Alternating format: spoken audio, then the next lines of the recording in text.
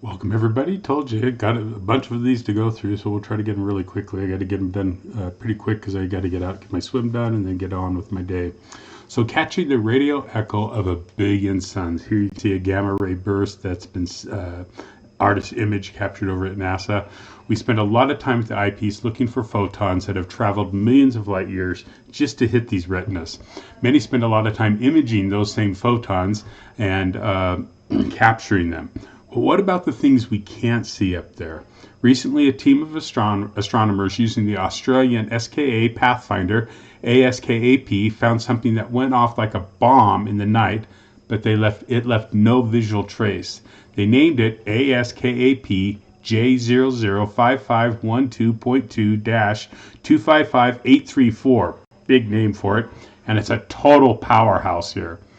It's basically an orphan in the dark. The paper, and I have a link here if you go to EadsyAstronomy if you want to read the paper, describes the discovery of a radio transit, a source that appeared out of nowhere and stayed bright for over 1,000 days. Usually when something this energetic happens, like a gamma ray burst or GRB, we see a massive flash of high energy radiation first. But this one was an orphan afterglow. Imagine hearing a thunderclap but never seeing the lightning. That's because the jet of the explosion wasn't pointed at Earth. We missed the initial flash, but we're now watching the shockwave plow into the surrounding gas and dust, creating a glowing echo in radio waves. The spec's a billion suns. To give you an idea of the scale, this explosion released energy equivalent to about 1 billion suns. It's located in a galaxy known as 2D FGRS TGS 143Z140, and it's about 1.3 billion light years away, so it's way out there.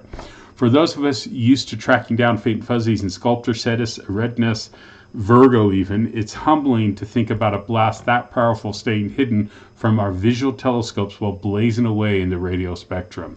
What caused it? Two leading theories.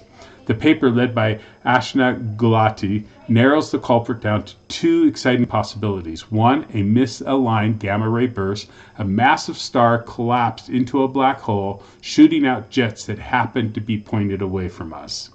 The second theory is a tidal disruption event, TDE. This is a spaghettification scenario. A star wandered too close to an intermediate mass black hole, those elusive missing link black holes, and was basically torn apart by the black hole.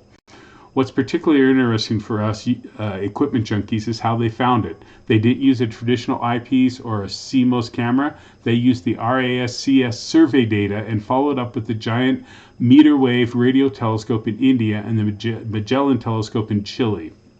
Why it matters for us visual observers and imagers? While we can't swing our own amateur telescopes over and see ASKAP J005512.2-2558 tonight, it's strictly radio wavelength only. It reminds us that the static sky we see through our telescopes and through our cameras are actually incredibly dynamic. These are massive, violent events happening all the time that are simply invisible to our eyes, even to our cameras. It's discoveries like this that make me want to get back out under the stars. Can't wait for new moon this month. Even when the sky looks quiet, there's a lot of noise out there if you have the right ears to hear it. We don't as most amateurs, but it's still fascinating to think that we are observing and learning in various wavelengths out there. Clear skies, there's a link to the article also at phys.org. So you can take a look at it if you want. Have a great day. We'll catch you on the next one. Thanks for joining me.